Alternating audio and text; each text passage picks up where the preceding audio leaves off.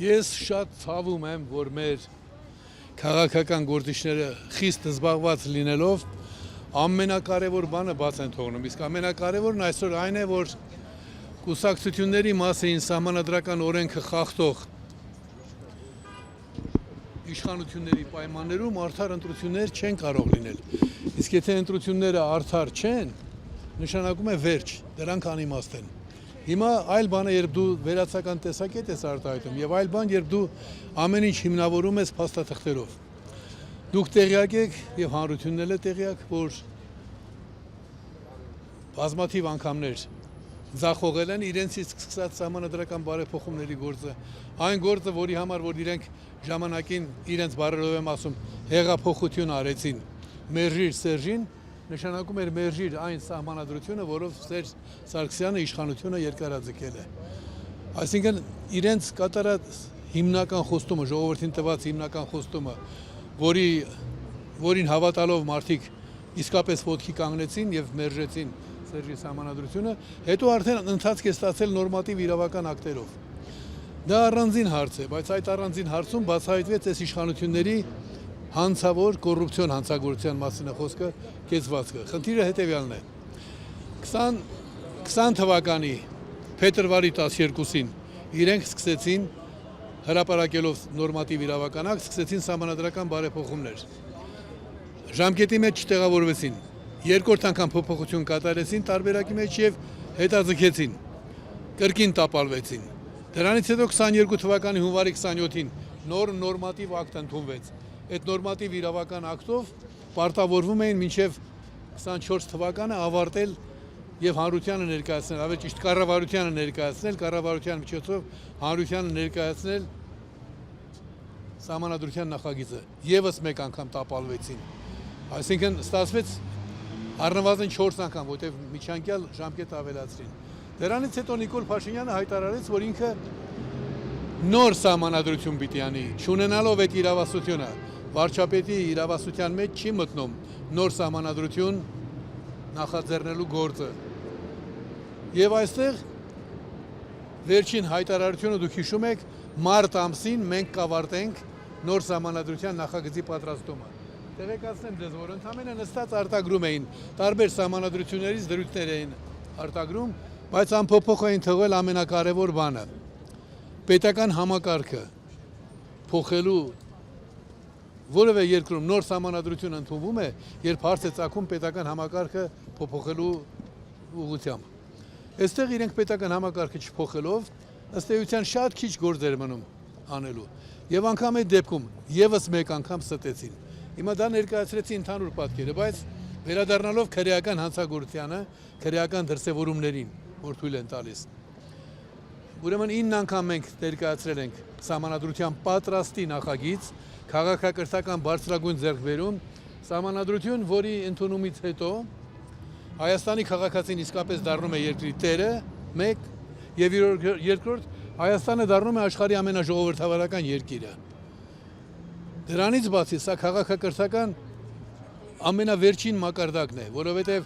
1700 տարի պետք եղավ, որպեսզի քրիստոնեական արժեքային համակարգի պարտադրած խտրականություն չպետք է լինի մարդկային հարաբերություններում։ Այդ դրույթը կյանքի կոչվեց, ես նկատի ունեմ սևերը եւ կանայք իրավունք ստացան քվեարկել ընտրությունների ժամանակ։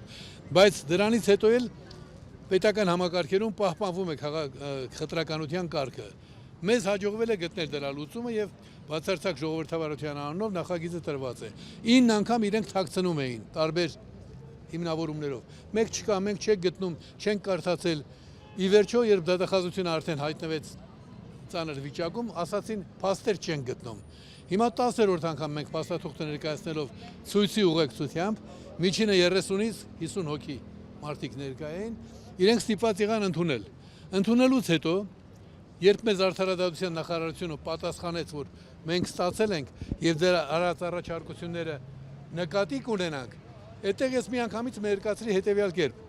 Կուսակցությունների մասին սահմանադրական օրենքը, այսինքն դա այն օրենքն է, որով մենք հիմա գնում ենք ընտրությունների, բոլորը պատրաստում են ընտրությունների, սահմանադրական օրենք է։ Այդ օրենքով նախատեսված է, որ դուք պետք է ոչ թե նկատի ունենաք, այլ քննարկեք։ Տարբերությունը շատ մեծ է։ որովհետև իրենք միևնույն է նկատի չունեցան, բայց չեն քննարկել։ Հիմա Նիկոլ Փաշինյանին վերջին գրության մեջ, ում հետաքրքիր է կարող եք իմեջում գտնել բոլոր փաստաթղթերը։ Ասված է, որ ավելի լավ կլինի, որ դու կամավորապես գնաս հանձնվես իշխանության չարաշահման մեջ ինքնախոստովանություն կատարես եւ քիչ տարիների ազատազրկման դատապարտվես կամ մեղմ պատժի արժանանաս։ Մի քանի օր առաջ ես Նիկոլ Փաշինյանին տեղեկացրել եմ, որ ինքը այսօր կարող է հնարավորություն ունենալ, դե մենք աշխատանքային նրբերանգներին ծանոթ չէինք, բայց կարող էր որևէ նույնիսկ պաշտոնյայի ասել, որ գնացեք, ասեք, որ եւ այլն, ինչ որ իրավաբանական բաժնի ղեկավարին։ Ընդհանրապես ամենաբարձր գաղափարները ներկայացնելիս առաջին խոսքը, որ լինում է այդ գաղափարի դեմ, լինում է հետեւյալը, որքանով է դա իրատեսական։ Ժամանակին, երբ գոռում էին Լենին պարտիա Գորբաչով, ինձ ասում էին, որքանով է իրատեսական խոսել հանրաքվեի մասին, անկախության մասին։ Ես հայ իրականության մեջ արդեն 58 տարի պայքարի մեջ եմ, աշխատանքների մեջ եմ եւ ղեկավար դիրքերում։ Այս տարի լրանում է, դուք ապրում եք ազատ ու անկախ Հայաստանում, մի հատ ուշադիր, հարցը տալուց առաջ հիշեք, ում հետ եք խոսում, ինչ ներդրում է ունեցել ազգային կյանքում եւ նոր այդ հարցերը։ 60 տարի առաջ այս ամսին Հայաստանում ստեղծվեց ազգային միացյալ կուսակցությունը։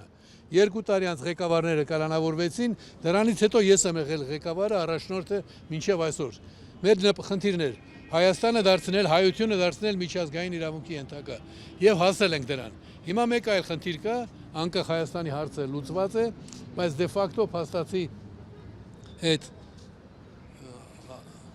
ազատ ու անկախ Հայաստանը, որ ասում էին, ազատ Հայաստանը անմիջականորեն կապված է քաղաքացիների երկրի տերը լինելու գաղափարի հետ։ Ուրեմն այսօր մենք այստեղ ենք, հույս ակնկալում ենք, որ բոլոր քաղաքական կուսակցությունները կհասկանան, որ այստեղ խնդիրը չի վերաբերում ինձ կամ ԱԻՄ-ին, խնդիրը վերաբերում է բոլոր կուսակցություններին։ Գնալ ընտրությունների այն դեպքում, երբ ընտրությունները երաշխավորող, ժողովրդավարությունը երաշխավորող օրենքը իշխանության չարաշահմամբ խախտվում է, դա նշանակում է զբաղվել ինքնախաբեությամբ։ Դրանից ելնելով ԱԻՄ-ը հրապարակավ հայտարարել է ունենալ բացարձակ ժողովրդավարության պես կարևոր նախաձեռնություն եւ այդ պայմաններում գնալ ես Խուժան, Մուսոլինի, Սերժ, Նիկոլ սահմանադրությամբ եւ ընտրական օրենսգրքով միջոցառման, դա նշանակում է չհարգել քո ունեցած ձեռքբերումը։ Դրանից ելնելով ԱԻՄ-ը ասել է, որ մենք ընտրություններին չենք մասնակցելու, միայն մեկ բացառություն կարող է լինել։ Եթե տարբեր քաղաքական ուժերի հետ իմի ենք գալիս, հանուն այն բանի, որ միասնական ուժերով գնանք բացարձակ ժողովրդավարության, այո, նաև արդյունքներ կան։ Որպեսզի մենք գնանք միասնական ուժերով հստակ նպատակադրմամբ։ Ուրեմն դրա նախապայմանը հետևյալն է։ Քաղաքական ուժերը ոչ միայն պետք է ընդունեն բացարձակ ժողովրդավարության համակարգի ճշմարտացիությունը, ազգօգուտ լինելը եւ այլն, այլ նաեւ պետք է ազդարարեն իրենց ծրագրերում, ազդարարեն, որ դա իրենց նպատակների առաջնահերթ խնդիրն է։ Այս պահի դրությամբ մեր այդ կոչը ուղերձը, որ տարածել էինք, միայն մի տեղից ենք ստացել արձագանք, դա դոկ կուսակցությունն է,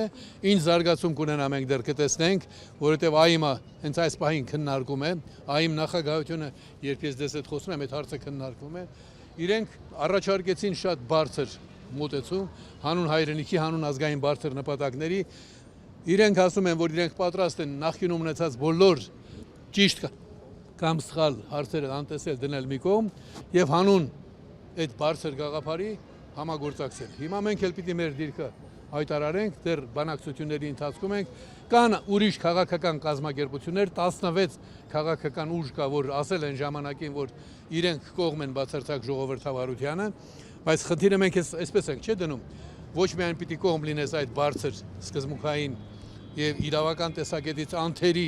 գաղափարին, այլ նաեւ պիտի քո ծրագրերում դա հայտարարես առաջնահերթություն։ Ես կուզեի մի խոսքով ասել միայն, որ առաջնահերթություն հայտարարելու գաղափարը կապված է այն բանի հետ, որ դա լուծում է մյուս բոլոր հարցերը, դա համադարման է։ Ուրեմն եթե օրինակի համար եմ ասում,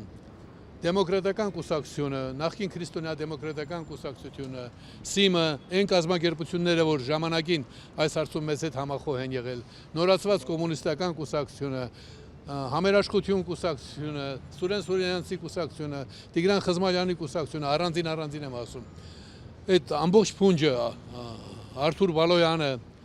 եթե նրանք ուզենան նույնպես այդ իրենց ծրագրում դա առաջնահերթություն համարել, դրանք դառնում են մեր պոտենցիալ դաշնակիցը եւ դուք կունենաք իսկապես հաղթական թիմ։ Պարոն Հայրիկյան, այսինքն հնարավոր է առաջիկայում դուք կուսակցության հետ ընտրությունների մասնակցեք, ճիշտ հասկացաք, բանակցությունների փուլում եք, վերջնական չկա որոշում չմասնակցելու վերաբերյալ։ Մեր սկզբունքը ավելի պարզ է, քան որևէ անհատի նշելը, որևէ խմբի նշելը։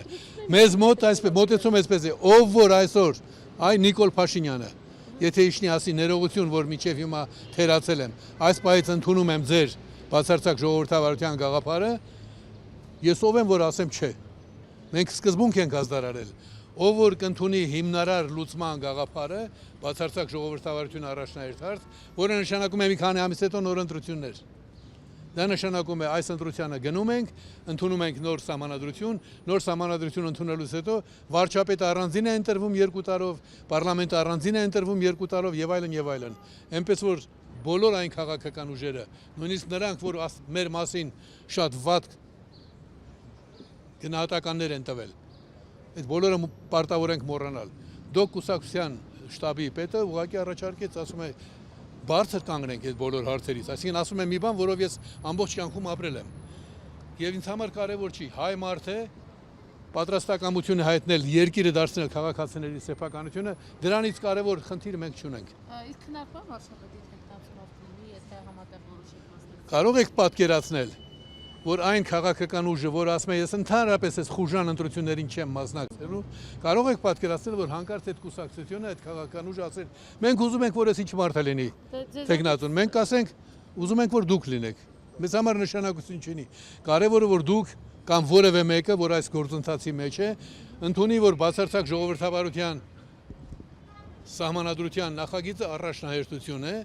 եւ դրանից հետո ով էլ լինի վարչապետը, նա կլինի վերահսկողության տակ։ Ով էլ լինի ազգային ժողովի